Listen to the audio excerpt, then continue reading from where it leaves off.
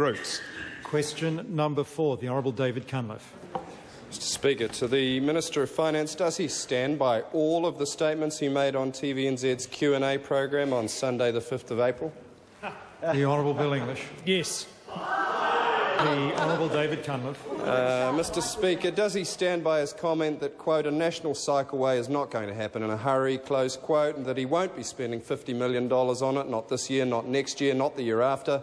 And will he now concede that 4,000 jobs the Prime Minister promised that it would create is unrealistic and that as a response to the recession it has already failed? The Honourable Bill English. Yes and no. The Honourable David Cunliffe. Mr Speaker, is the reason he will not commit to funding cycleways, cycling from cloud to cloud, is because it is too expensive, and that he will confirm that the silver bullet from the Job Summit has become a hug a polar bear initiative? Nice to have, but a luxury we can no longer afford. The Honourable Bill English. Well, the Minister is wrong about that, Mr Speaker. There will be funding. There will be funding.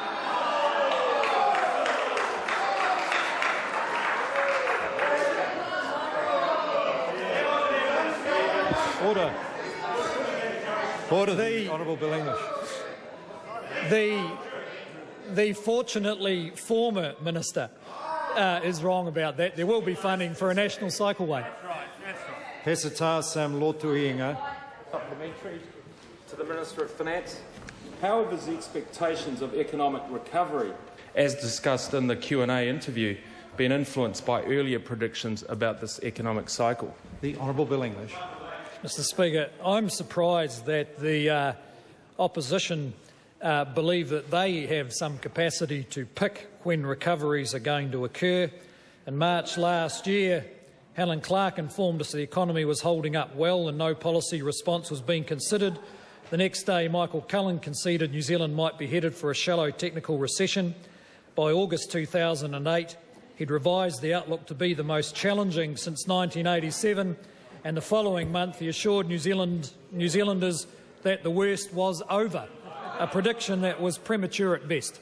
The Honourable David Cunliffe. So, therefore, how does he reconcile his statement that, quote, we're unlikely to aggressively grow out of the recession, with the Prime Minister's that, quote, we'll come out of it reasonably aggressively, close quote?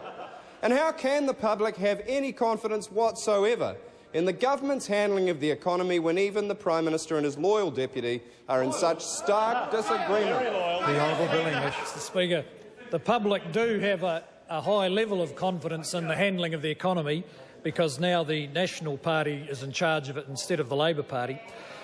And we are rolling out our plan, which is to protect people from the sharp edge of recession in the shorter term and to prepare the economy for growing rapidly as we come out of the recession, because that's the only way we will be able to replace the jobs that are currently being lost day by day. And I would have thought the opposition would have taken our sharply rising unemployment much more seriously than they do. The Honourable David Cunliffe. I withdraw the word loyal. Does he agree with Treasury's recent warnings that an additional 60,000 people may lose their jobs and that the rise of unemployment could extend the recession and slow the recovery? And in light of this, does he stand by his comment regarding the Prime Minister's optimistic predictions? I wouldn't want to say he's wrong. The Honourable Bill English. Mr Speaker, Treasury are guessing. And as I've said to that member before, well, they are guessing because no one quite knows what's going to happen. And as I've said to that member before, we don't spend all our time sitting around redoing forecasts. We are getting on with an active and decisive program which has strong public support.